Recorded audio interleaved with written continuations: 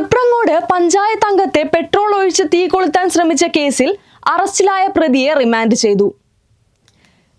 തിരൂർ ആലത്തിയൂർ സ്വദേശി കറുത്തേടത്ത് സുൽഫീഖറിനെ ഇന്നലെ തന്നെ പോലീസ് അറസ്റ്റ് ചെയ്തിരുന്നു. തൃപ്രങ്ങോട് പഞ്ചായത്ത് അംഗമായ ഷൗക്കത്തിനെതിരെയാണ് ആക്രമണം ഉണ്ടായത്. ബൈക്ക് തള്ളിയിട്ട് ചോദ്യം ചെയ്യാനാണ് പ്രകോപനമായതെന്ന് പോലീസ് പറഞ്ഞു.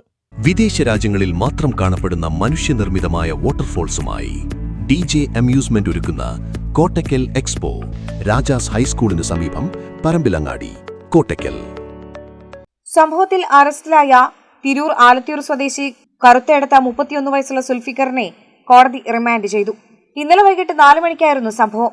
തൃപ്രങ്ങോട് പഞ്ചായത്ത് അംഗമായ ഷൗക്കത്ത് കുന്നത്ത് ആലിങ്ങലിലുള്ള പഞ്ചായത്ത് ഓഫീസിലെത്തിയതായിരുന്നു. ബൈക്ക് ഓഫീസിന് പുറത്ത് റോഡിൽ വെച്ചാണ് ഓഫീസിനുള്ളിലേക്ക് ഇദ്ദേഹം കയറിപ്പോയത്.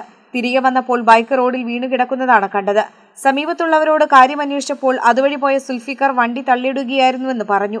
അല്പം അകലെ ഇരിക്കുകയായിരുന്ന സുൽഫീഖറിനോട് ഷൗക്കത്ത് എന്തിനാണ് വണ്ടി തള്ളിയിട്ടതെന്ന് ചോദിച്ചതിന് പോയി കേസ് കൊടുക്കുമെന്നും മറ്റുമാണ് സുൽഫീഖർ പറഞ്ഞതെന്ന് പറയുന്നു.